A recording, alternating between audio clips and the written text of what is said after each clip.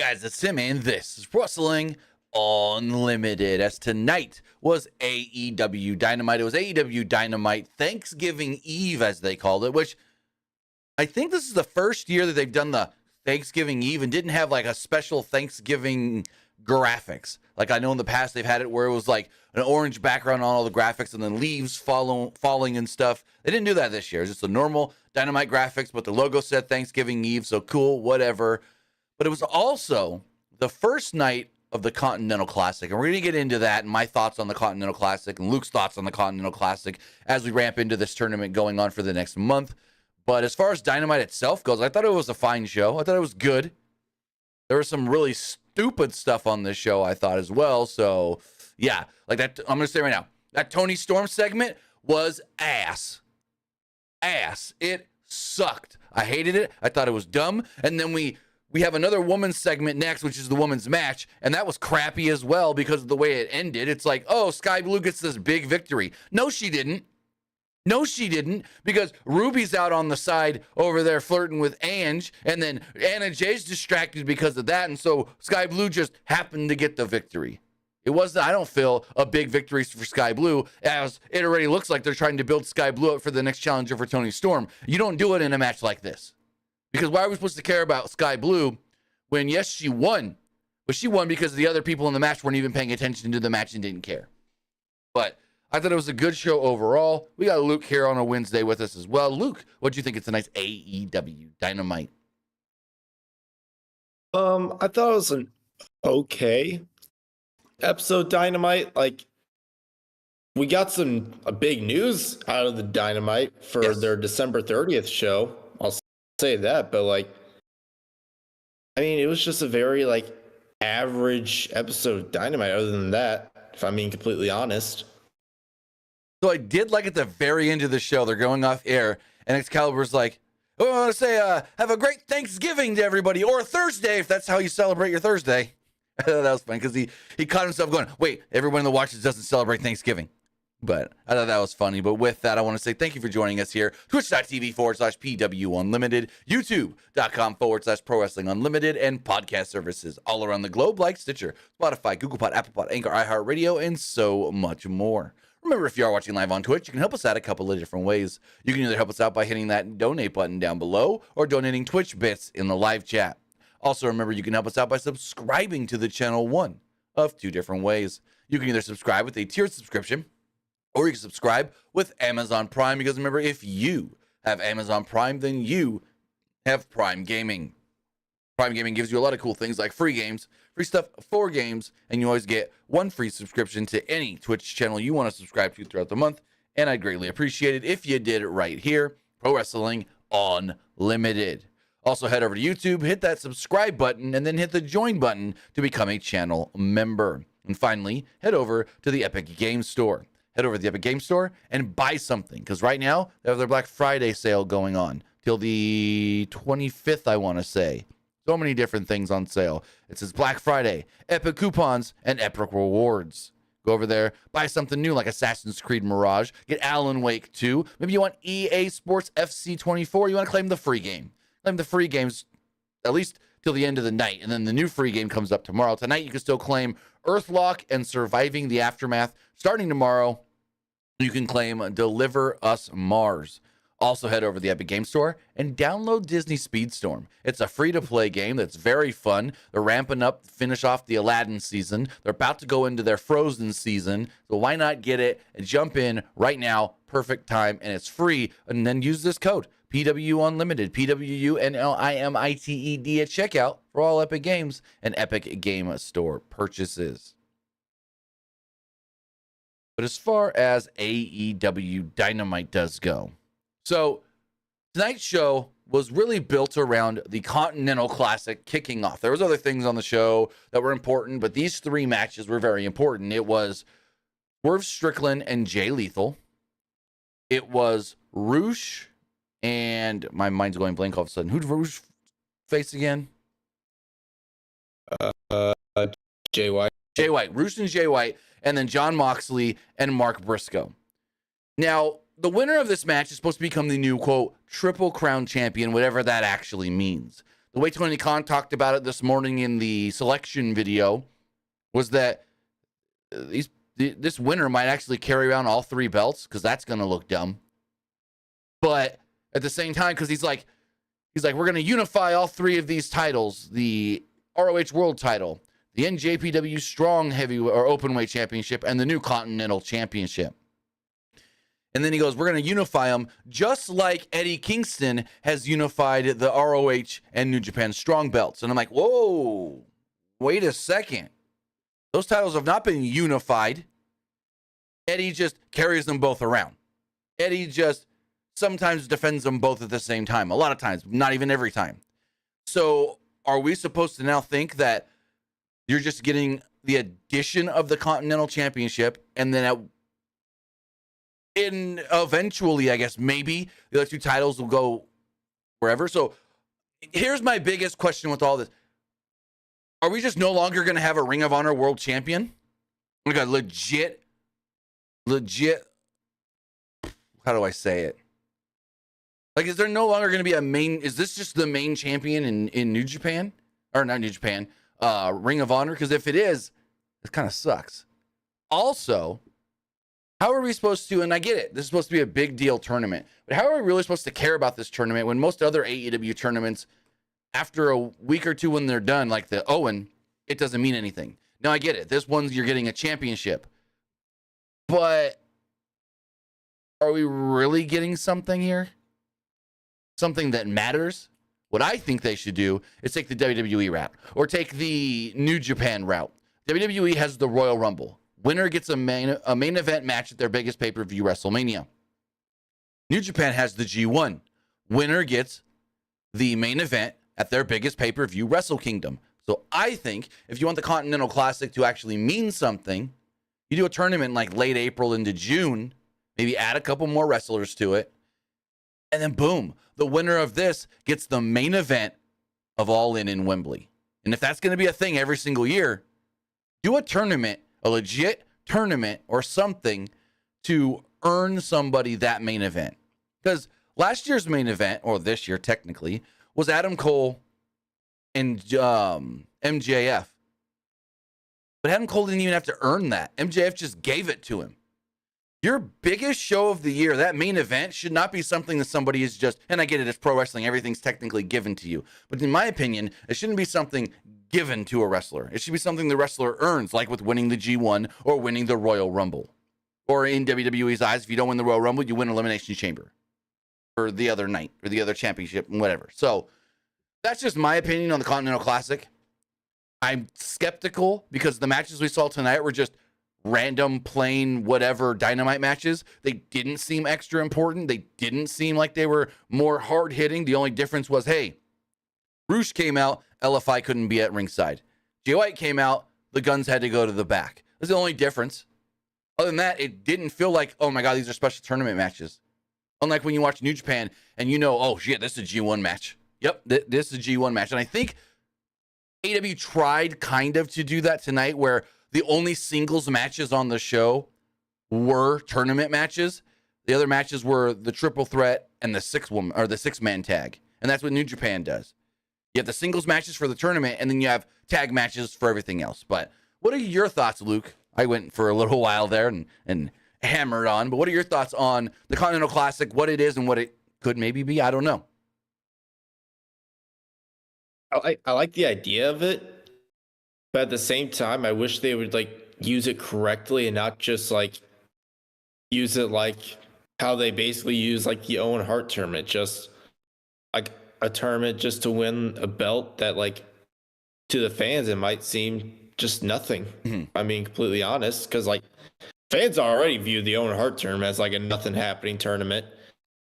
Like, and maybe for this tournament, maybe Tony Khan's just like, well, this is just a tournament where we can see a lot of like dream matches. Like, okay, like fine, but like what's the point of having a dream match if there's like no story to it or like nothing like, well, like hype it up in the end? Let me cut you off there for a second.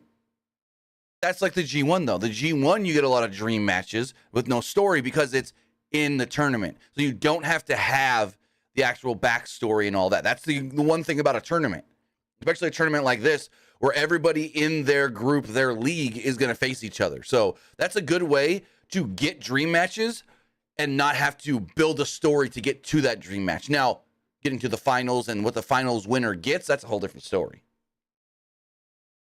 Right, but like, I just hope at the end, like, a lot of these dream matches were for nothing if you're just winning a belt that's going to mean like nothing in the long haul. Exactly. We hope that it means something in the end, especially since they're basically doing away of the Ring of Honor World Championship. That's the one that gets me. It's like, the Ring of Honor doesn't have a world champion now. They have a continental champion that's technically an AEW champion. Is their main champ? I don't know. For all we know, I just hope that this title is, if important enough, on the level of the international belt, not on the level of basically any of the Ring of Honor titles or the Hook's FTW belt. I hope it's not just an extension of your entrance, if that makes sense. I agree. Because like Hook's got the FTW belt. He's defended it once or twice, but really it's just something he carries to the ring and then drops it down and does his match. So that's what I'm worried about with this title and coming out of this tournament, because it could just end up all being for nothing. Now, I wish they would do like this for like All In. I really wish they would have just the winner face the world champion, whether that's like MJF or someone else that by then. Right. Oh, I don't think MJF's the world champion by then. But they keep Unless telling he us loses it and wins it back. maybe. But they keep telling us, at least since last weekend, oh, Will Ospreay wants that main event. Will Ospreay wants that main event. Well, how's Will Ospreay going to get it? Is he just going to randomly come out like a month before and go, I want to challenge you, like we randomly see in AEW, but not have to earn it? Are we going to get a number one contenders match? Or are we going to what? Because like I said, with this year's All In, basically it was, hey, Adam Cole, I think you deserve a shot. Now, I get it. They did a match where it went to a draw. Adam Cole never lost. That was his title opportunity. And so MJF said, I'll give you another shot. I get that. That was whatever. But it's just like, I think your biggest show of the year, the main event, needs to be with your champion who's held that title for however long and somebody else who has earned that main event. And then you build that up for the next 2 months or whatever, however long in advance you do that thing. So we'll see how it goes. I have high hopes for the tournament. Kinda. But it's like after tonight, yes, they made the tournament feel like a big deal. But the matches we saw just felt like random Dynamite matches. Just matches we normally see on Dynamite.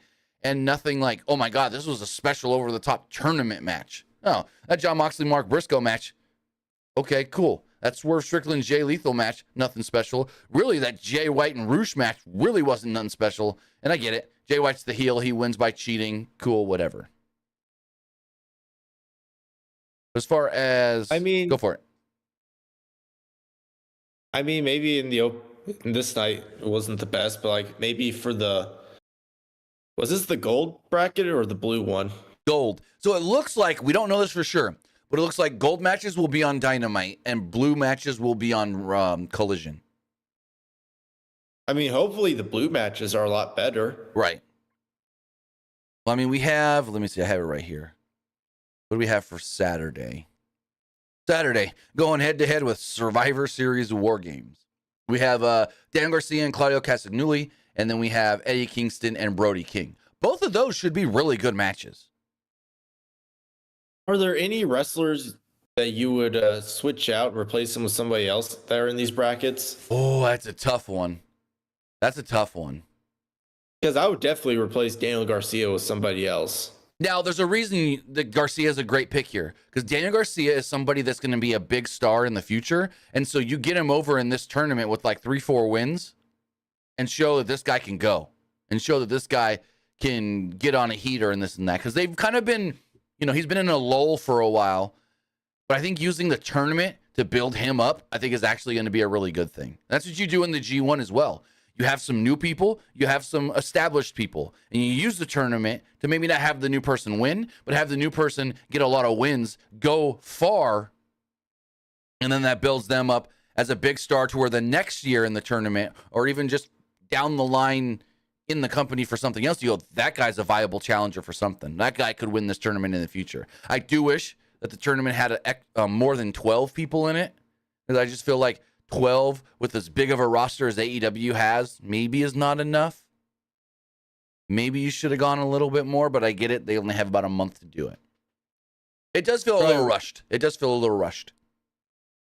If they had more time, I probably would have added maybe like 2 more, maybe like a Malachi Black or maybe like a Miro. I feel like Hangman should have been in this tournament, but like that's the one name that like I saw all the names and I go, oh, no Hangman. That's weird. No Kenny Omega. That's weird. Because you got like well, Kenny Omega and Jericho, they're supposed to be getting a tag title shot soon, so it makes sense for Omega not being in this tournament. That's true. But I would have liked to see Hangman in it. I would have liked to see. I'm trying to think who else. Danielson being in it is very weird because he can't even travel. Like we saw, he's not going to have a match this week, which means now Andrade's not going to have a match this week. So that's the weird one for me. Like, why put this guy in there when he can't even travel? Like, he got to the shows last week because he drove. He's got a home in Northern California, and he drove from there to LA. That's like a 6-hour drive. But he drove to get there last week, or whenever they announced all of this. Yeah, why can't Danielson drive? Is it because of his injury? No. He can drive. He can't travel. You want him to travel? drive? I meant he can't fly because he had surgery on his eye. The pressure of being up high in a plane can pop the stitches and stuff within the from the surgery he had. Yeah, they can pop the stitches. So that's why he's not allowed to fly. He can drive, but he's not driving from California all the way to Chicago. That's a hell of a drive. Yeah. Here's a name that should have been in this tournament. I'm looking at the AEW roster. Why is Takeshita not in this tournament? Takeshita should have really been in this tournament. I'm looking here. Oh, yeah. That's the name. Like, I'm looking through the whole roster. Hangman, yeah, I would have liked to see him in this tournament. But I feel like Takeshita should have been in this tournament. That's the one miss.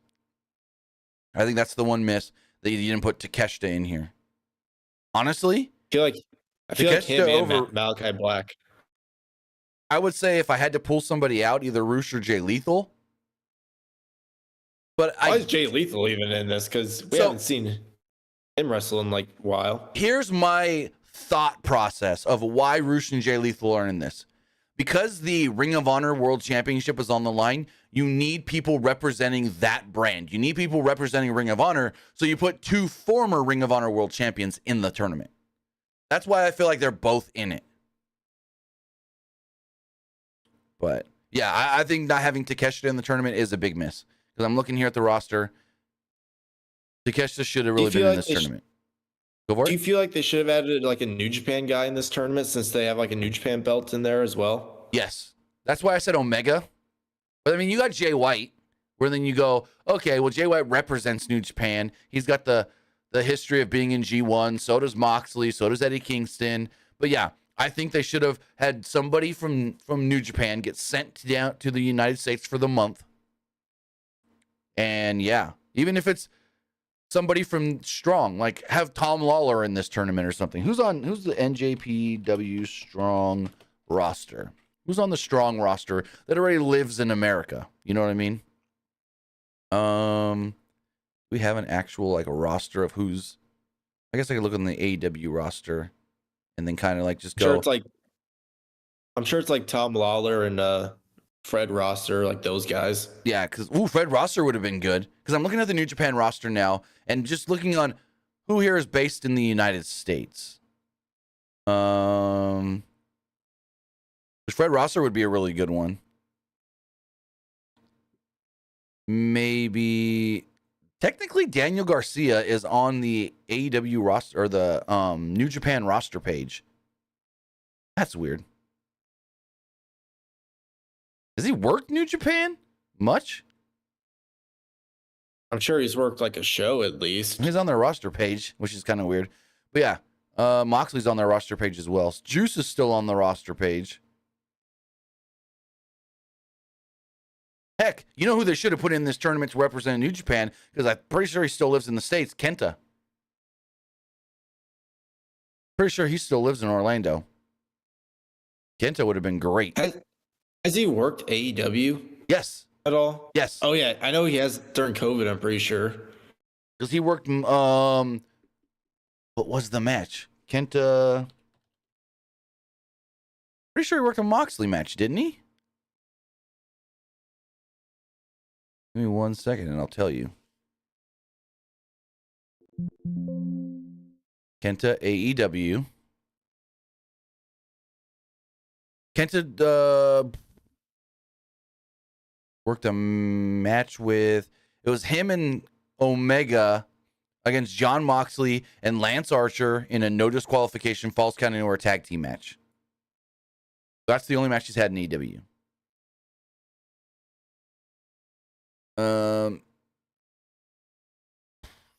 So yeah, I mean, heck, Rocky Romero would have fit well into this tournament. Why is Swerve on? Man, this is weird. Swerve's on the New Japan roster as well.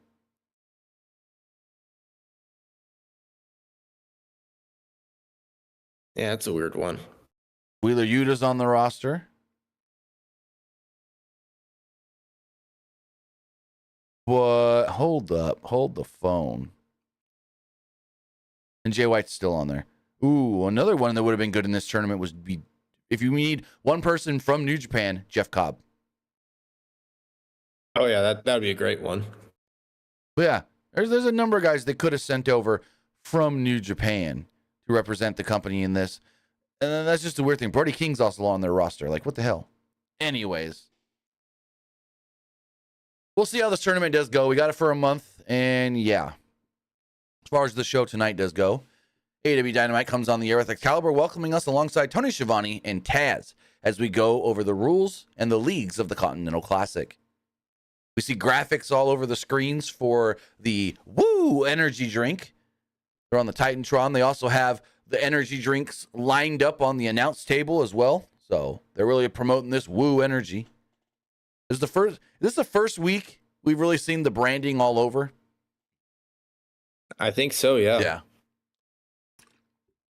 So Excalibur runs us through what this tournament's going to be. And then says the tournament will be kicking off right now with Swerve Strickland and Jay Lethal. So if you're unaware what this tournament is, it is a round robin tournament. It is not lose and you're out. It is everybody will face everybody in their league until league play is over. Then we go to the finals. Winners, boom, there we go. And so it's 3 points if you win, 0 points if you lose, of course. And if any of these matches go to a draw, we will get 1 point. They will get 1 point if it goes to a draw. I feel like at least one match needs to go to a draw within the tournament. Because you're going to have that rule of 1 point for a draw. You got to at least have one draw in your tournament. Well, yeah, because the draw would mean that you go to the time limit, 20-minute time limit for every match in the tournament.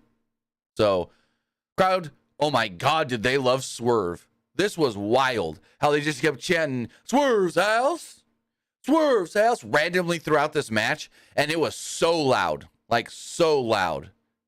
I love this for Swerve. Yeah, also, Swerve is my prediction for the tournament. Who's your prediction for the tournament? I think it comes down. I'm going to make two predictions. I could be wrong on this. I think it comes down to Swerve wins the gold, Danielson wins the blue, and then it's Swerve versus Danielson and Swerve wins. I can see it. Tony Khan really loves Swerve, so. Well, Swerve's just. I'm also going to say Swerve's cousin is on the creative team, so just saying. Just saying. Also, like that Swerve and Hangman match at Full Gear, that felt like a freaking CZW match. Oh yeah, the match was wild. In the way that I didn't like the Moxley Hangman death match, 360. I really liked that death match with Swerve and Hangman, which is weird because I did not like the Moxley one, but I liked the Swerve one.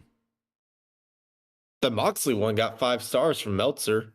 Yeah, it was a good match. Surprising. But I felt like, so I've already talked about this once, but I'll say it again really quick. I felt like the Moxley Hangman match was more about, what are the violent spots we can do just to do them? This one, other than the whole I'm going to drink your blood thing, most of the spots made sense as far First off, the storyline was better here on why we need such a violent match. That's the one thing there. But also, like, I felt like everything worked together better, and it just didn't feel like we're going from spot to spot to spot to spot. It actually felt like all the spots here are being set up and done for a reason. You know, it made more sense booking-wise of the match, to me at least. So the match starts off with a quick head scissors that sent Lethal to the floor as Lethal was clotheslined into the apron, or into the ring off from the apron. He landed on his feet and wrenched onto the bad arm before hitting a tope. Lethal then faked a Fargo strut and flipped off the crowd before Strickland did a misdirect back basement dropkick targeting the leg. Lethal then managed to reverse a whip and slam Strickland down on his shoulder and take control. There was a slugfest here that ensued. Both men were striking each other until finally both men's bodies kind of gave out. There was a snap German suplex from Strickland, only for Lethal to respond with a shoulder breaker into a double down as we go to our first commercial break. Coming back, Strickland cut off Lethal in the corner with a huge superplex, followed by a rolling flatliner and a brainbuster for a 2. Lethal then countered a figure 4 into an inside cradle before delivering a reverse suplex and a top rope elbow for a near fall. Strickland then countered a lethal injection and applied a stretch muffler, but Lethal managed to counter into a crossface. Lethal wanted the lethal injection, but Strickland drop kicked the leg out from under him, hit the house call, and Swerve stomp to pick up the victory. So Swerve gets 3 points and jumps up to the top of the leaderboard. I thought it was a really good match, but again, it was a really good match, but it wasn't anything more special than any other match we normally get on Dynamite. What did you think? I mean, I thought it was a decent opener. Yeah. Just to get like the fans hyped up, but like, yeah, like you said, I don't think it was really like anything like better than any other Dynamite match we've seen. Exactly. So Renee Paquette's backstage with 3 champions. Got Orange Cassidy, the international champion, Hook, the FTW champion, and Katsuyori Shibata, the ROH Pure champion. Cassidy asked for this time to make an announcement. His announcement was immediately cut off by Wheeler Yuta, who said it took 17 orange punches and an exposed buckle to beat Jon Moxley. Yuta said it makes him sick that Shibata still has his Pure championship. Yuta told Shibata to watch his match on ROH this week and then left. I think he's fighting Lee Moriarty. Cassidy then said that he had an announcement, but then Paquette's like, oh, we're out of time, sorry. This was stupid as fuck, other than telling us that we're eventually going to get Shibata versus Yuta, probably at Final Battle. You're telling me there's no one else that can challenge for the belt besides like Yuta? Because I feel like Yuta's always challenging for the belt. Am I wrong? The Pure title? Yeah. Like there's no one else that can challenge for that belt other than Yuta? I don't know. Daniel like, Garcia. You can't even do someone like, I mean, like even him though, but like, I feel like someone else that you can maybe like have challenge for that belt, maybe like an Ethan Page or something. Right. So, but yeah, that was kind of a nothing happening segment. Like we got nothing there. Orange kept going, I have an announcement. Oh, never mind. And then he's like, all right, well, let me make my announcement. Oh, sorry, we're out of time. Like this is stupid. Like this is really dumb.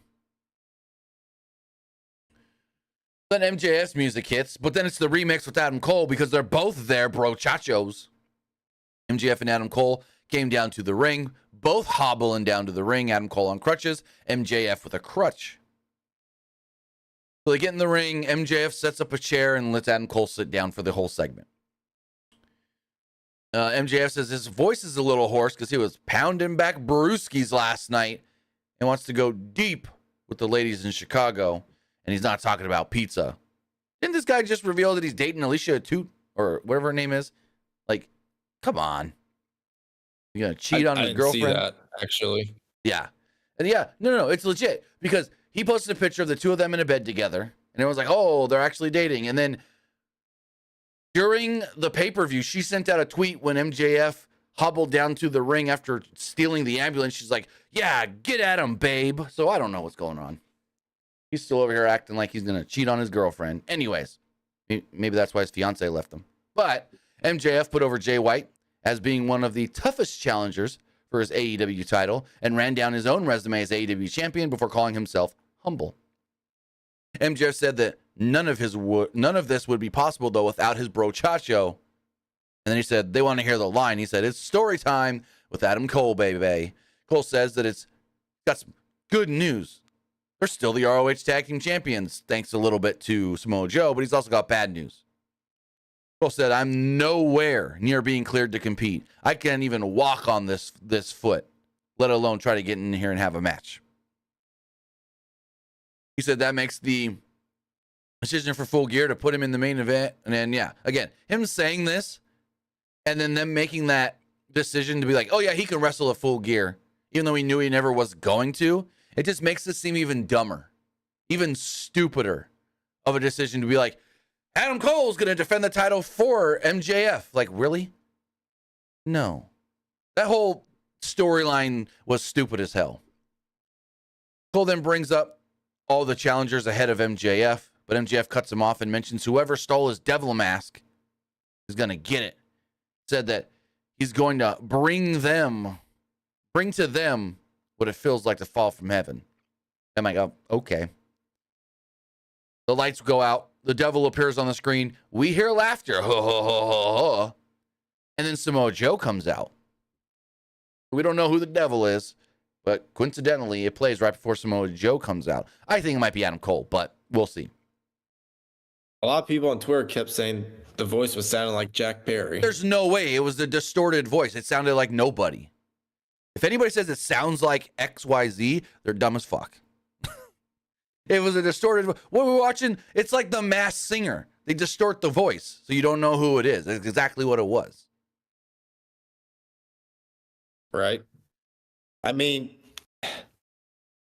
who else can it really be if it's not Adam Cole?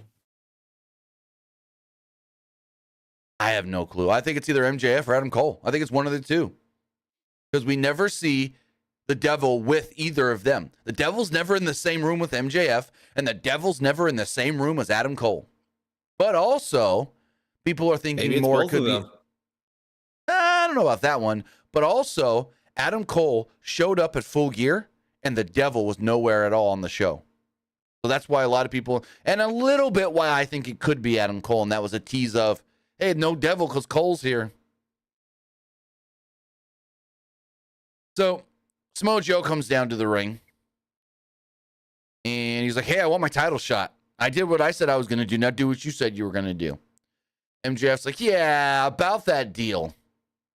Well, and then like it, I'm glad that AEW no longer does that when someone curses and they just mute it. But if you read his lips, he says, blow me.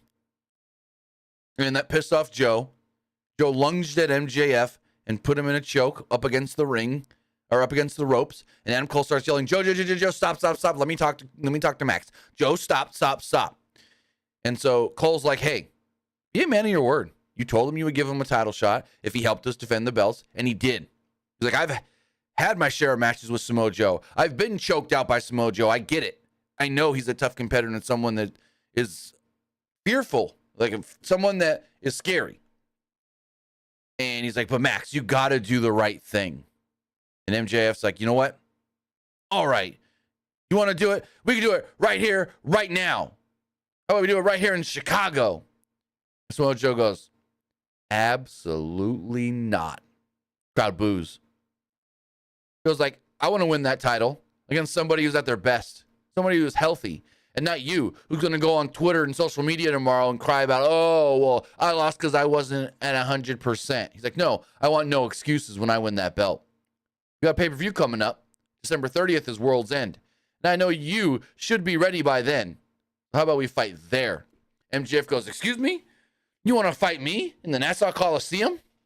At the greatest city, in the greatest city of all? Long Island, New York? He's like, sorry, Chicago. I love you guys, but Long Island.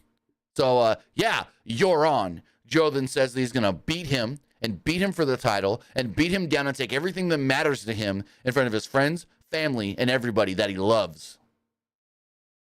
So, yeah, the match is set. Main event of World's End will be MJF defending the AEW World Championship against Samoa Joe. I like this segment. I thought this segment was really good, and it built us our main event for our next pay-per-view. So now we have 1, 2, 3, 4, 5 weeks to build it up, which is great. I also like Samoa Joe when he goes, so just know you're my property now. Max is like, what? What does that mean? And Joe's like, when I have something I want or somebody that I want, I make sure that they get to where I want.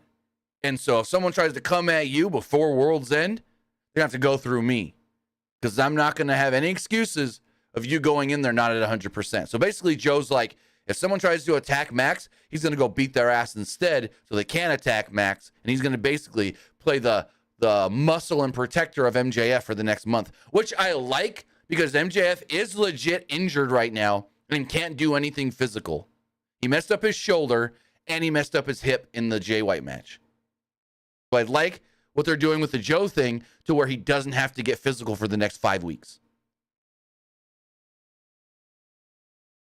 Samoa Joe actually win the belt on that December 30th show? I really hope they do. But then you also have that storyline of, well, what if I'm the champion coming out of the end of the year when my title expires or my contract expires? If Joe wins, then that whole storyline's for nothing almost, which kind of sucks. I think Joe should win, though. I feel like Joe should win just to make it more realistic. Right. Have people think oh, MJF could actually leave and stuff. And then eventually win the belt back if they still won as the champion. Exactly. Also, since Saturday, I did say a cane. I said Cole had crutches and MJF had a cane. Let me move into the 6-man tag. Orange Cassidy, Hook, and Katsuyori Shibata with eventually Danhausen against Angelo Parker, Matt Menard, and Jake Hager. This match did not matter at all other than the Danhausen return. That was it. Danhausen's been gone for 8 months? And it's Who's he gone from? He's been injured. He's been hurt. And again? Yes. And he had said in an interview once, I don't want to be on TV injured because the sole fact of when they hired me, I was injured. So I don't want people to always see me on TV hurt. So if I'm hurt, I don't want to be used. He's still going to get paid, of course, because he's under contract, but I understand that. He doesn't want to come off as the hurt guy all the time, the injury-prone guy. So just keep him off TV and bring him back when he's cleared. So yeah, like I said, this match meant nothing other than Danhausen returned. Before the match, Cassidy said that he had a Thanksgiving surprise as big as the big screen played, the Danhausen video. He came out. We've seen teases for a while, but this is the first time we've actually seen Danhausen. So not much happens before we go to our break. We come back and Hook was isolated on the other side of the ring before finally hitting an overhead throw, like a T-bone suplex, on Parker and made the hot tag to Cassidy, who ran wild until Hager caught him with the takedown. Cassidy then fought back with a stun dog millionaire and tagged in Shibata, who slugged it out with Jake Hager. They've really played up the fact that these guys both have MMA backgrounds. Shibata fired off a pump kick, but Hager mowed him down with a knee lift, only to miss a corner splash. Shibata loudly lit Hager up with some chops, leading to a stalling dropkick. Parker and Menard then made the save as Parker officially made the tag. He wanted a triple powerbomb, but Danhausen appeared and had Hager's purple hat. He put the hat on, and then Hager chased him around. Cassidy hit a dive with Hook and Shibata slapping on dueling red rums and rear naked chokes, switching at first because they realized Parker and Shibata were legal. Everyone then tapped out as Shibata, Hook, and Cassidy, and Danhausen stood tall. Cool. Again, like I said, didn't really care for the match. We got the Danhausen return, but it was just there. What'd you think of the match? Yeah, really, the match was just there. It was just one of those matches where you just had to give the baby faces the win. And yep. It also just there just to have Danhausen return, I'd say. So we go to the back with Renee Paquette. She's with Adam Cole and said that they can't wait to see Cole back healthy. And then in comes Roderick Strong. Adam! He comes in with the Kingdom. Strong asked where Cole was last week when Action Andretti dropped him on his head. Cole's like, Roddy, I'm not your best friend anymore. Leave me alone. And he stormed off. Strong looked heartbroken and told the Kingdom, he didn't mean it. He didn't mean it. I mean, I wish this man would just take the neck brace off and get out of the wheelchair, and then this would be a lot better. I think this is all dumb with the wheelchair and the neck brace thing. If he was doing this and not doing the fake injury, I would actually like it more because I think there is a good story here. But it's, as we saw with the pay-per-view, overbooked. AEW likes to overbook storylines, and this is another one that's overbooked. You don't need the neck brace. You don't need the wheelchair. It just makes this stupid and cartoony. Thoughts?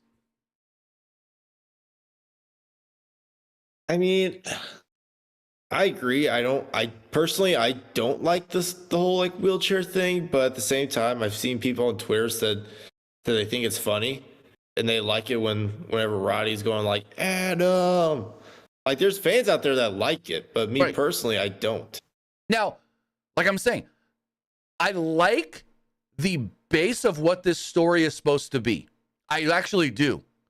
You're jealous because who you think is your best friend has a new best friend and you want your best friend back.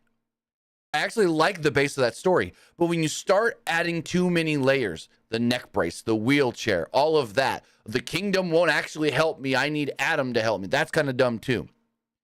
So it's just like there's too many layers to a very simple story of I just want my friend back.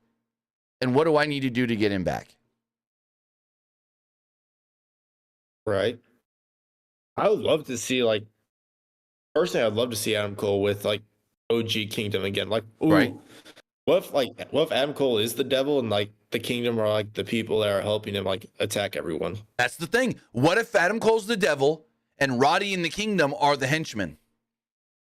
And they're doing the whole we're not friends to throw everybody off. Again, just take away the wheelchair, take away the neck brace, and this would be a really good storyline. Right?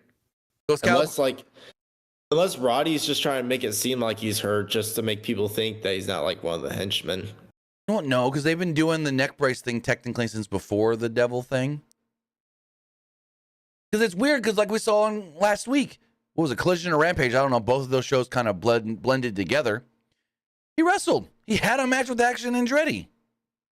He's not really hurt, and we know it. That's what just makes this even more stupid and comedic and cartoonish. Excalibur. Yeah. Excalibur brings up Will Ospreay officially becoming All Elite at Full Gear. Tony Schiavone mentions this coming Monday, tickets go on sale, or for the pre-sale, go on sale for All In. Then we get this weird and interesting Christian Cage segment. I mean, Christian Cage was great on the mic for this segment. Yes, Christian is a just phenomenal piece of crap in a good way. So Christian comes down to the ring with Luchasaurus and Nick Wayne. Said, well, Full Gear didn't go our way, but in all honesty, I didn't lose, nor did Nick. Luchasaurus lost the match, which is very unacceptable. Cage said that both of their lives benefited from being associated to him. And since they're his children, it's time to recreate them in his image. Luchasaurus reluctantly, well, first he said, Luchasaurus, take a knee. And I think they played this out just a little too long where him going, he's like, take the knee. And he's like getting down and then he kind of stands back up, take a knee. I told you to get down on your, and then this got dragged out a little too long, but he finally takes the knee. Cage then called him a moron, said, you are a loser, but I have a new name for you. A name of strength, a name of toughness, a name that never means defeat. You are my finisher. And that means that you will now be known as Kill Switch. Wayne then immediately looks at Christian and goes, I'll get down on my knee. I'm just getting down. I thought that was great and funny. And Christian goes, what are you doing? Get on your feet. No, get on your feet. And Nick stands up and he goes, Nick. And he gets right in Nick's face. Never get down on your knees for another man. Ever. You are something special. You are my golden boy. And you will now be known as the Prodigy Nick Wayne. And my first thought was, I thought he already was the Prodigy Nick Wayne. Wasn't he already?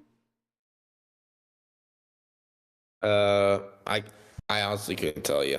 I thought that he had already been called that before. But I could be wrong. Regardless, Roxanne Perez took exception to this, put out a tweet about I'm the real prodigy, and then later deleted it. But he told Nick, "You are the prodigy, Nick Wayne." And then Nick's mom would come down to the ring. Shayna came to the ring and pleaded with her son as Cage called her a terrible mother. He said loving her child unconditionally was not enough. Making only $40,000 a year as a waitress is not enough. I'm like, really? What would I make? That's a very good living. So I don't know. He said it's also a good thing your husband's already dead. Go for it. What were you gonna say? I mean, it's a decent living, but you don't really get a lot of like health benefits or anything. Well, no, it just depends on your job. If your job gives you health benefits and whatnot. I mean, I live perfectly fine on about $40,000 a year. I make between 30 and 40, and I do very well for myself to where all my bills get paid and I have extra money.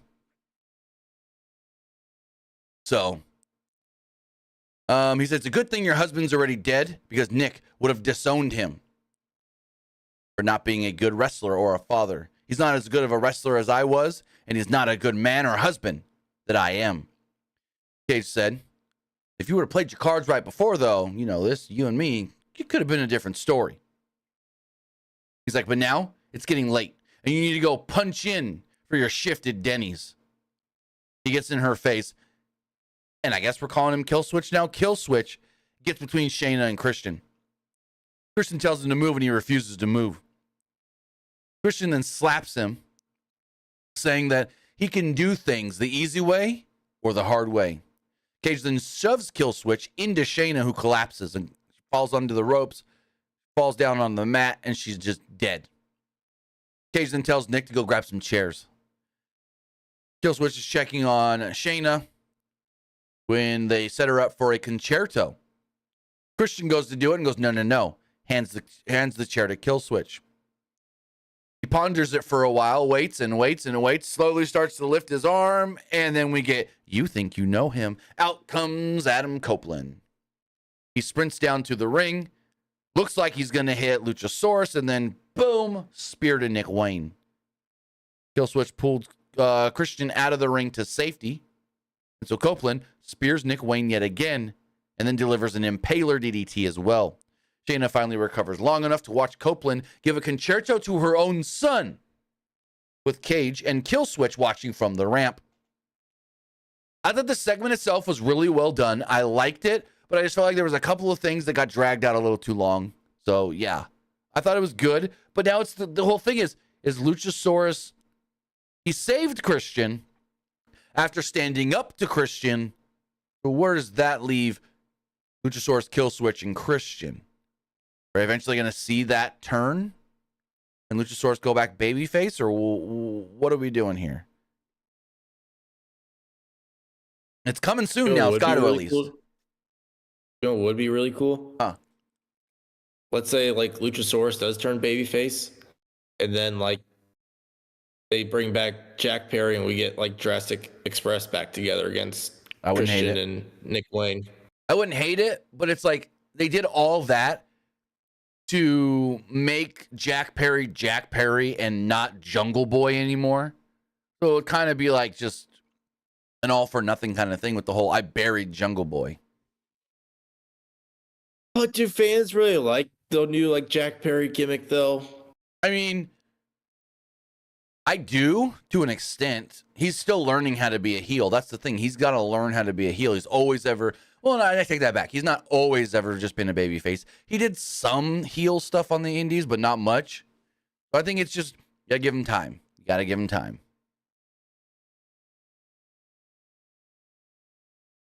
Cincinnati says, what possesses Adam Cole to do that to Nick Wayne? That was vicious. Saving a Adam woman. Copeland. What did you say?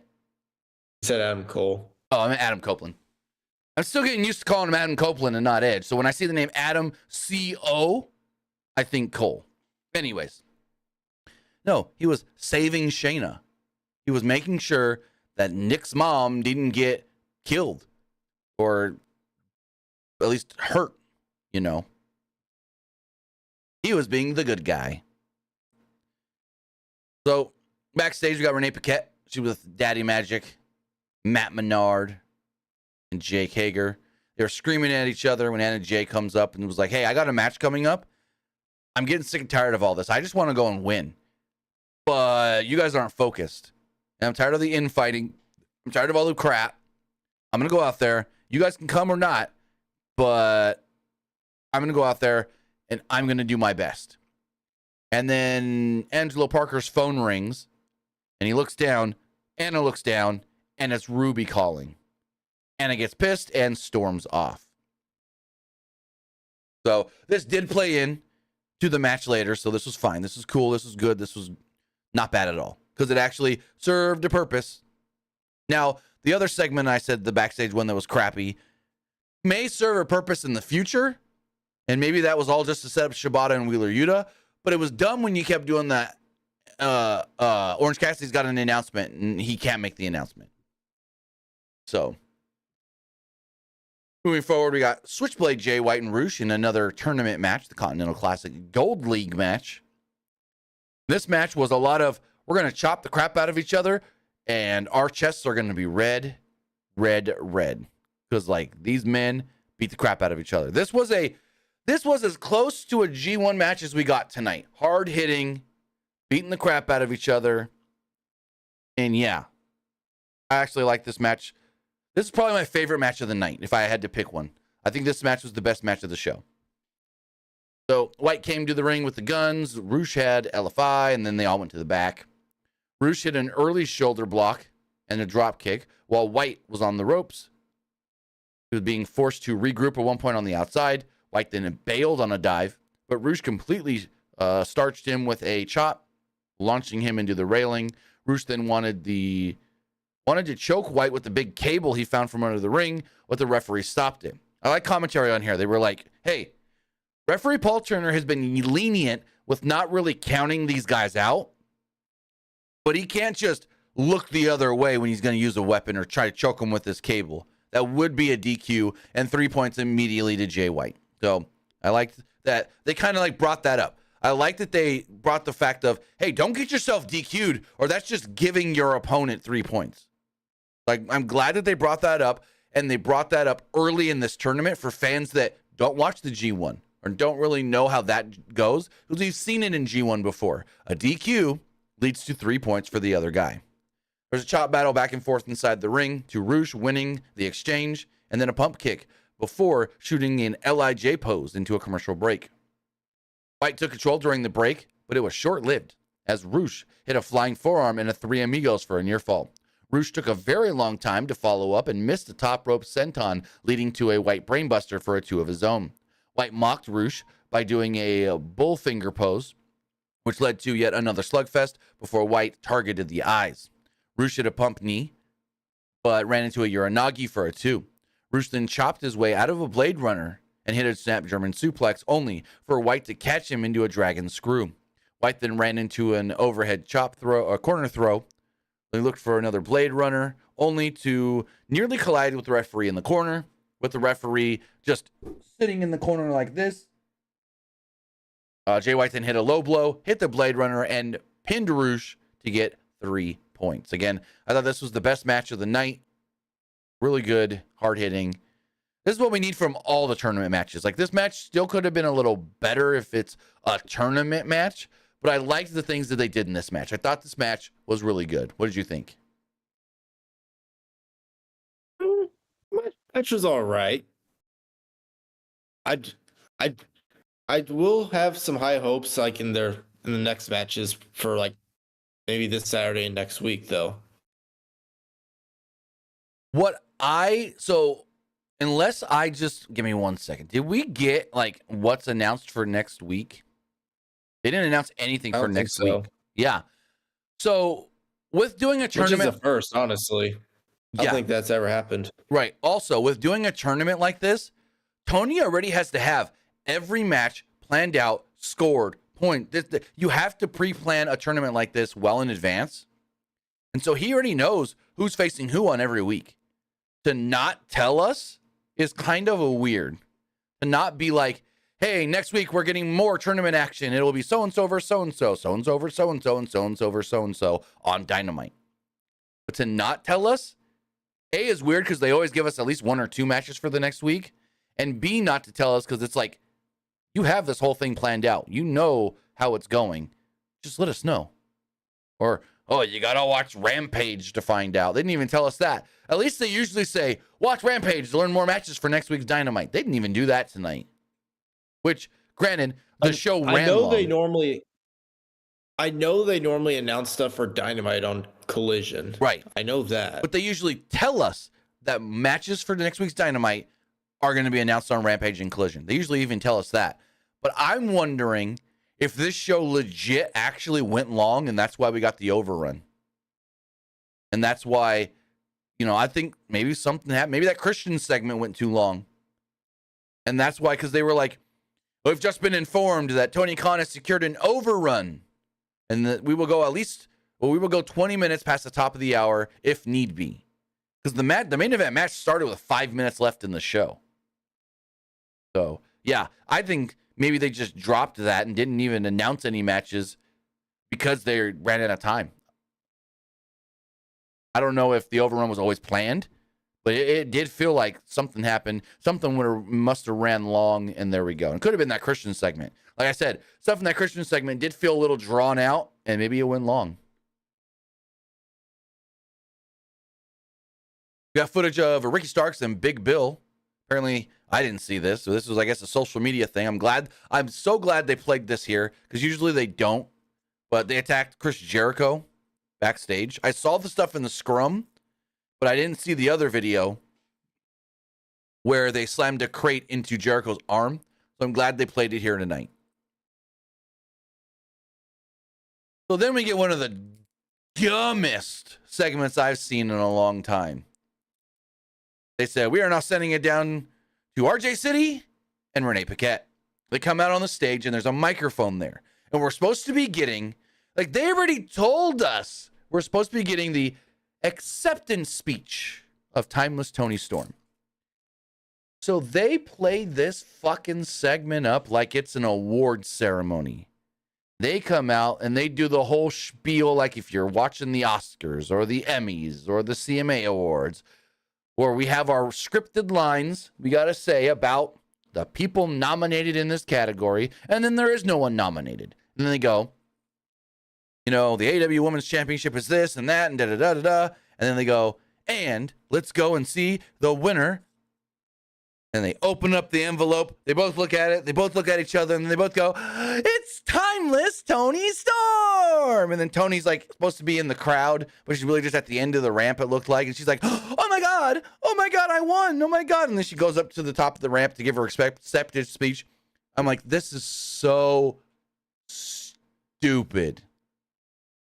So dumb. She says like 2 words. They play her music. She goes, excuse me, I got more to say.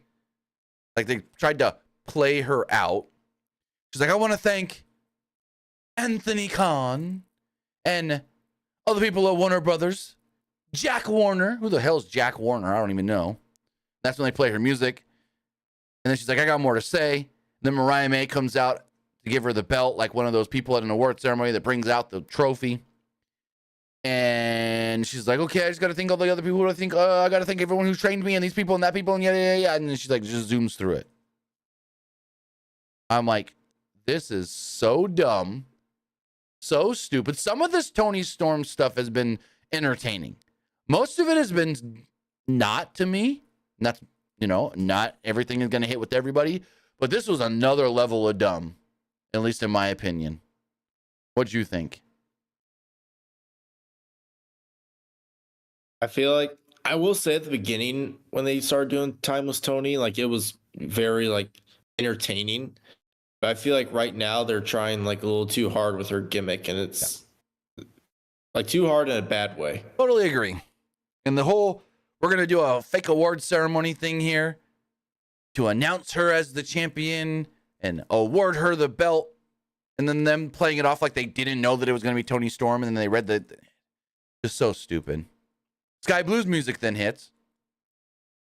She comes out, stops on the ramp, looks at Toni Storm, and there we go. Basically telling us, well, Sky Blue may be the next challenger. I can see it. did lead to Sky Blue, Ruby Soho, and Anna Jay.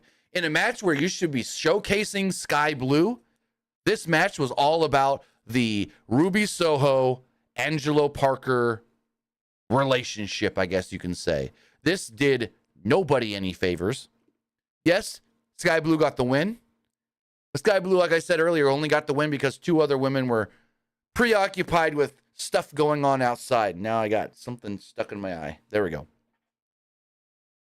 So, Taz at one point said, whenever there's love, there's issues. And that's what happened with Soho and Parker. So all the ladies tried to go for pins early on. The match started off really good. Soho was sent into the ropes face to face with Angelo Parker at one point. Soho was then launched to the outside as Jay and Blue go back and forth before Soho reassessed herself and jumped back into the ring with a Saito suplex on Sky Blue. Parker then would grab the leg of Sky Blue at one point when she was standing on the apron. And that's when the referee yelled at him. He's like, hey, don't get involved, this and that. Cool. Anna Jay then demanded Parker focus because Ruby walked by him at one point. And he just kind of looked at her like, hey, you're not focusing on me.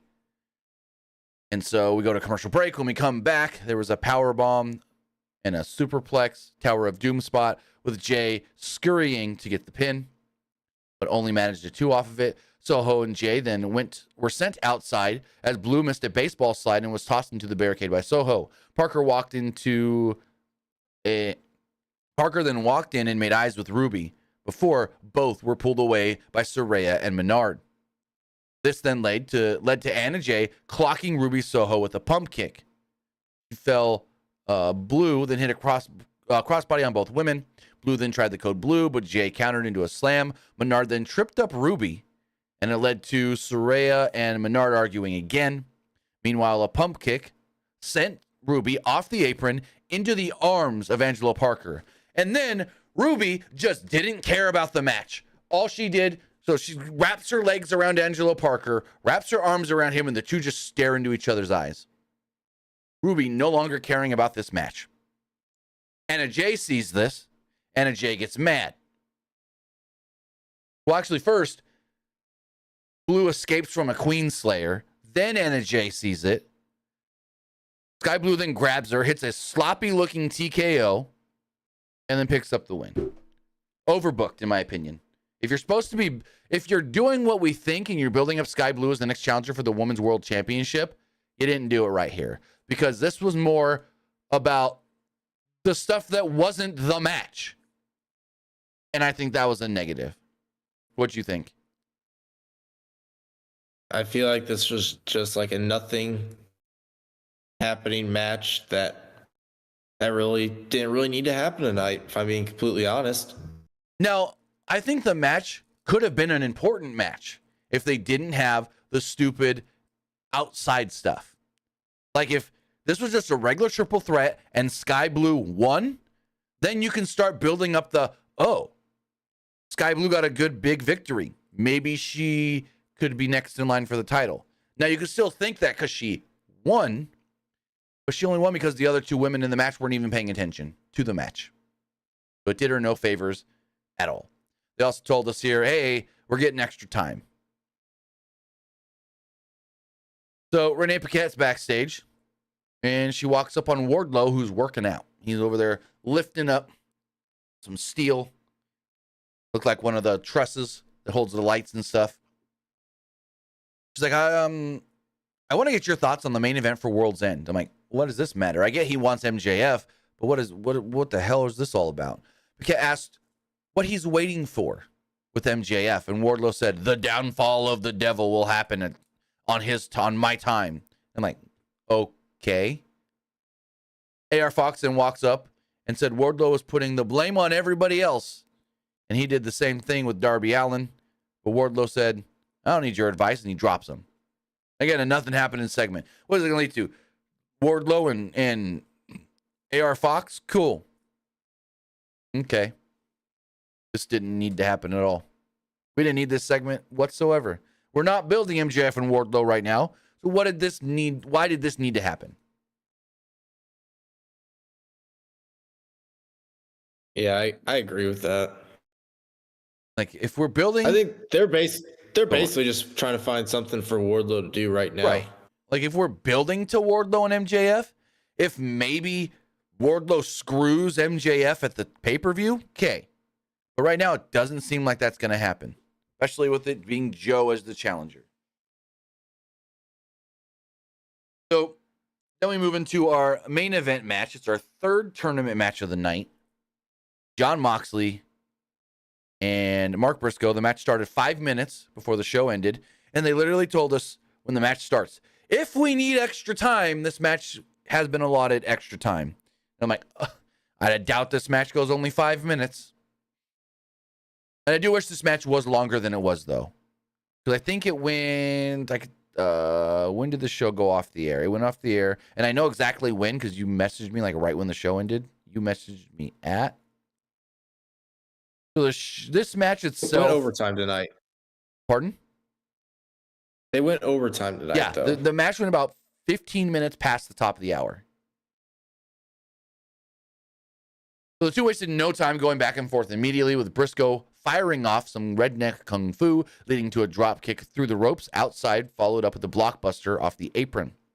Moxley avoided a froggy bow and started a forearm exchange until ultimately booting Briscoe off the apron to the floor as we go into a commercial break. During the break, Moxley busted Briscoe open, but I didn't see any of that because the TNT app did not show me. We come back from...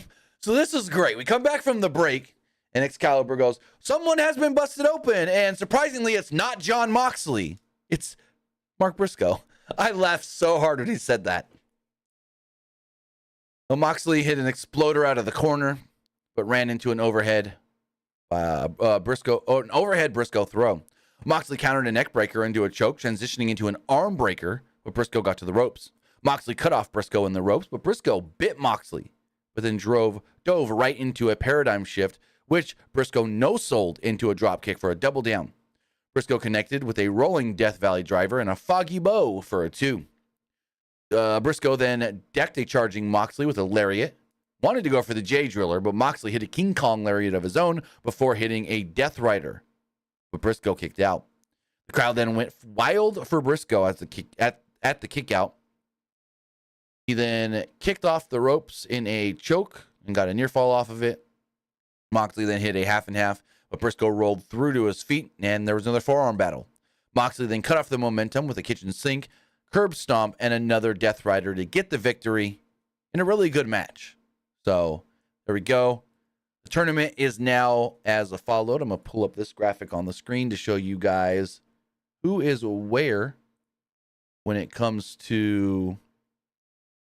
why do I not have... Here we go. As far as the tournament brackets do go, this. But right now, Swerve Strickland, Jay White, and Jon Moxley are sitting at the top of the Gold League with 3 points. Jay Lethal, Rush, and Mark Briscoe, 0 points. But it's only night 1. It's only week 1. And any of these men can still come back and make their way up. So what do you think of the main event? It was just an very average main event, if I will say. I feel like we've seen this Moxley match before. Right? But we do know, coming up on Saturday, Rampage will also be on Saturday, starting at 7 Eastern, 4 Pacific. I think 4 Pacific. No, just 7 o'clock. So the East Coast feed and the Mountain Time feed Central, you'll be getting this. Basically, we're getting 3 hours of AEW up against the WWE. And on Collision, nothing was announced for Rampage, but on Collision, it's Daniel Garcia and Claudio Castagnoli in Blue League match. And then in another Blue League match, it's Eddie Kingston and Brody King. No Danielson or Andrade because Danielson still can't fly. So Danielson can't fly all the way to Philly, where they're going to be on Saturday. So, yeah, we'll see how this tournament plays out. But right now, it just, as of tonight, felt like just more Dynamite matches. Didn't feel really that special. And it also... Yeah, I agree. Now, maybe I'm looking in too far into this. Did it look weird when they had that table set up with all 3 titles on it, and the table was like next to the stairs to where it looked like the wrestler could barely get into the ring if they wanted to walk up the steps? Like they just threw the table in a random spot. Yeah, I definitely noticed that. It That was a it little looked weird. It looked weird. Like, I get it, they wanted the titles to be at the bottom of the ramp, but it also was like up against the steps and stuff, so it just all looked weird. Again, this whole tournament does feel rushed.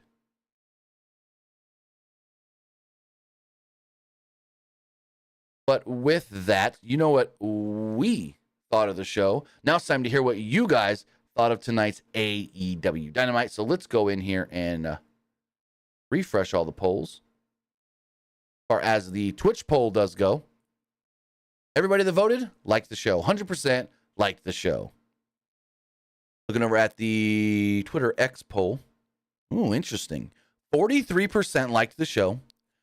31% didn't like the show. And 25% thought the show was just all right. That's interesting.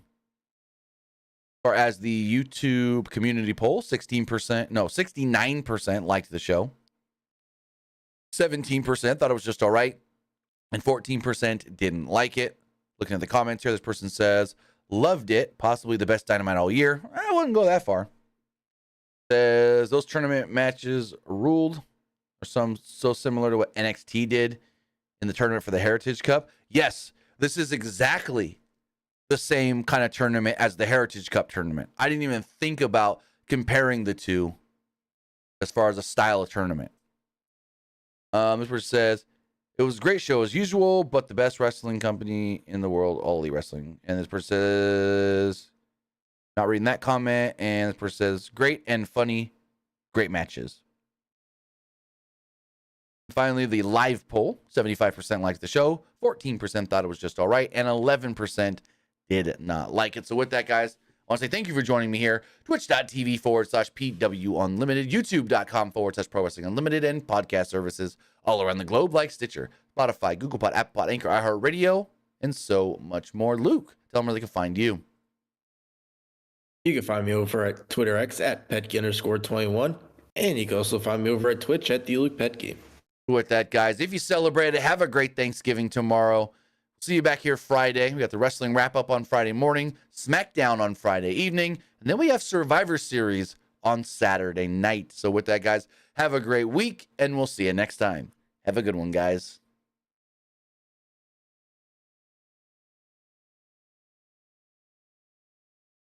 All right.